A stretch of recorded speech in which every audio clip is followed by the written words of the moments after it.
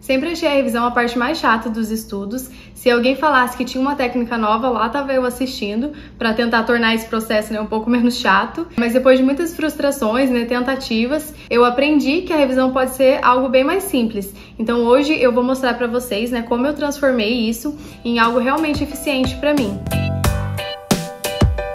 Oi, pessoal! Então, muita gente me pediu para trazer esse assunto, né, para o canal. Então hoje eu vou falar para vocês um pouquinho de como eram minhas revisões.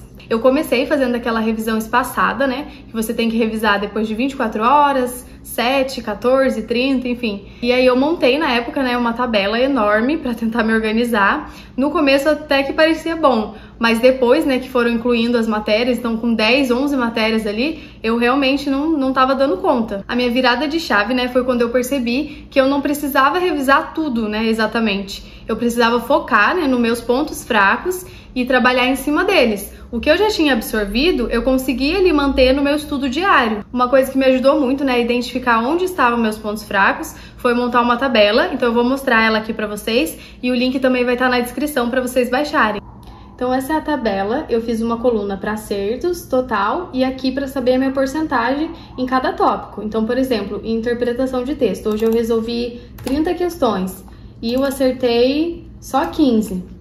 Aí eu ia aqui nessa coluna de porcentagem, colocava as questões que eu acertei sobre o total, e aqui em porcentagem, isso me retornava que eu acertei 50% só desse tópico. Então, tudo que estava abaixo de 80 aqui, eu colocava em vermelho, para eu saber que eu precisava revisar esse tópico. Então, por exemplo, sinônimos e antônimos. Hoje eu fiz 30 questões também, só que aí eu acertei 28. Colocava também, né, o total de acertos sobre o total, porcentagem. Ah, beleza, esse tópico eu tô bem, né, 93%. Então, eu colocava em verde e só batendo o olho, né, nessa coluna, eu já sabia o que eu precisava dar preferência na minha revisão. E aqui tinha, né, revisão 1, 2, 3, e aí eu ia tendo esse controle. Você identificando, por exemplo, qual parte de processo penal tá jogando sua nota para baixo, você consegue ser mais assertivo, né, na sua revisão, porque vocês concordam comigo que se eu acerto 90% em impedimentos e suspeição e 70% em recursos, eu preciso dar mais atenção a recursos, certo? Então, o que me fez avançar nas matérias, né, foi identificar onde estavam aquelas lacunas para eu ir preenchendo elas aos poucos. Então, imagine que a gente é um balde, né, com furinhos. Então, cada vez que você identifica um furinho e tampa ele, você consegue reter mais informações. Bom, agora eu vou falar aqui para vocês, né, as formas que eu usava para revisar.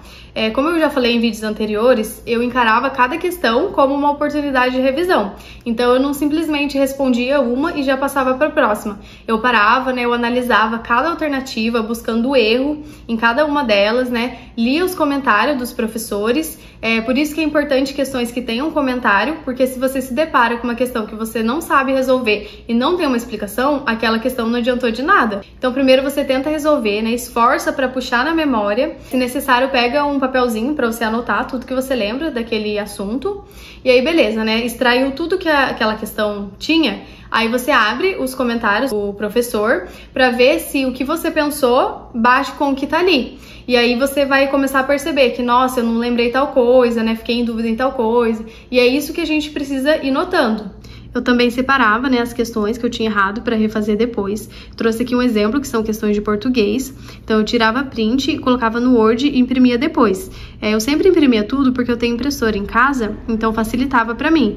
Mas você pode fazer as anotações no Word mesmo ou no tablet, para quem tem, tá? E aí eu ia riscando, né, as partes que estava errada, eu ia fazendo anotações, né, colocava observações, comentários. Então, dessa forma, parece que seu cérebro dá mais valor, né, àquelas informações e você acaba fixando melhor o conteúdo. E uma dica que eu dou é para vocês não se apegarem muito à quantidade de questões que vocês estão resolvendo, né? Porque a qualidade é muito melhor. Então, cada questão é realmente uma oportunidade de você revisar o conteúdo ativamente. Antes eu achava que revisão era simplesmente reler todo o material, mas não. A revisão ela precisa te forçar a lembrar das informações. Assim você identifica o que já está sólido na sua memória e o que precisa de mais atenção. Você reler só vai dar aquela falsa sensação de que você sabe o conteúdo, mas na hora que realmente você precisa, né, de alguma informação, você não consegue lembrar. O caderno de erros também foi uma descoberta para mim e me ajudou muito. Eu não tinha uma frequência certa ali de dar uma olhada nele, mas sempre que dava eu estava consultando, né? Enquanto eu estava fazendo questões, ou no final do dia eu pegava ele também para dar uma olhada nas partes das matérias que eu já tinha estudado. Aí você vai me perguntar, né? Ah, mas a leitura do caderno de erros é uma leitura passiva, né? Sem esforço, assim. Realmente, mas assim, é uma leitura dos meus pontos fracos, né? Do que eu preciso melhorar, já tá direcionado ali, não é como se eu pegasse um capítulo inteiro e ficasse lendo. Outra coisa, né, que me perguntaram era como eu anotava, e o ideal é você colocar de forma esquematizada, né, e não simplesmente copiar o artigo que você errou. Trouxe aqui um exemplo para vocês verem na prática, né? Eu copiar um artigo cru, né? Dessa forma não me ajudaria muito. Agora, eu colocar de forma esquematizada dá uma certa diferença. Então, todos os macetes, mnemônicos, esquemas, eu colocava ali. Vai ter um vídeo específico, né, sobre caderno de erros, e aí eu consigo detalhar mais sobre isso com vocês. Flashcards também são um recurso bem eficiente, né, para revisão. No meu caso, eu não gostava muito, porque eu achava que eu gastava muito tempo escrevendo ali nas fichinhas. Mas, como eu disse para vocês, né, eu utilizei sim em normas e em penal também, que era uma matéria menor. Eu utilizava para tentar memorizar os verbos dos crimes. Então, é um recurso muito utilizado, né, eu não descartaria antes de testar para ver se eu me adapto. Aí eu separava alguns minutinhos do próprio horário daquela matéria para dar uma olhada, ou em qualquer outro tempo livre que eu tivesse também. Então, se eu estivesse no ônibus ou na fila do supermercado, enfim, eu sempre dava uma olhadinha. Simulados, né, também são uma ótima forma de revisão, principalmente depois que você pega para corrigir, né, identificar os erros. Então, nessa análise, você consegue perceber que um assunto você não lembrou de jeito nenhum, outro você ficou em dúvida, e assim você consegue direcionar o seu olhar. Enfim, eu acredito que a melhor forma de revisar, né, é aquela que força, né, você a buscar as informações na memória. E para não ficar maçante, eu utilizei várias formas. Então a revisão deixou de ser um peso para mim e começou a fazer parte do meu estudo diário. Seja resolvendo questões, né, fazendo mapas mentais, voltando ali na teoria, naquela parte específica, né, que tá meu erro, para eu dar uma lida melhor. O segredo é identificando mesmo as suas lacunas e preenchendo aos poucos, e é isso que vai fazer a diferença. Aí beleza, né? Já sei identificar quais são meus pontos fracos, já sei as formas, né, de revisão, recapitulando aqui com vocês, né, que pode ser por meio de questões, caderno de erros, flashcards, simulados, né, enfim, tem várias formas. E aí a pergunta que não quer calar, né? Quando eu devo revisar? Eu sempre incluí as revisões no meu próprio bloco de estudos de cada matéria.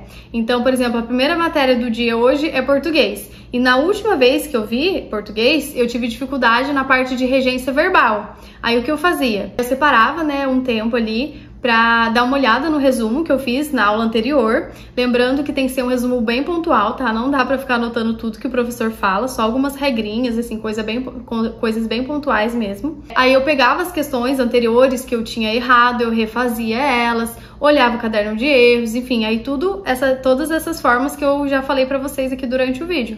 Aí depois, no tempo restante, eu andava com a matéria para o próximo tópico. Se eu achasse, né, que essa revisão não foi suficiente ou era sobre um assunto mais complexo, né, que me demandaria mais tempo, aí eu deixava 1 hora só para fazer a revisão mesmo. Aí, para não empacar em um único tópico, no próximo dia, eu poderia fazer uma revisão cumulativa, com mais de um assunto ali que eu estava tendo dificuldade ao mesmo tempo.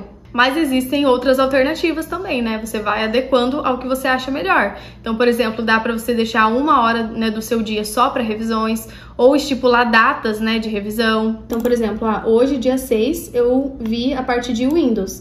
No próximo dia que eu vou estudar essa parte de Windows, vai ser dia 8 e eu quero fazer uma revisão. Então, eu já coloco aqui, 8 de fevereiro, vou fazer uma revisão. Quero fazer também no dia 14 de fevereiro, outra revisão sobre esse tema, coloco aqui. Então, você pode utilizar também, né, as datas para estipular aqui as revisões, e aí vai do que você achar melhor mesmo.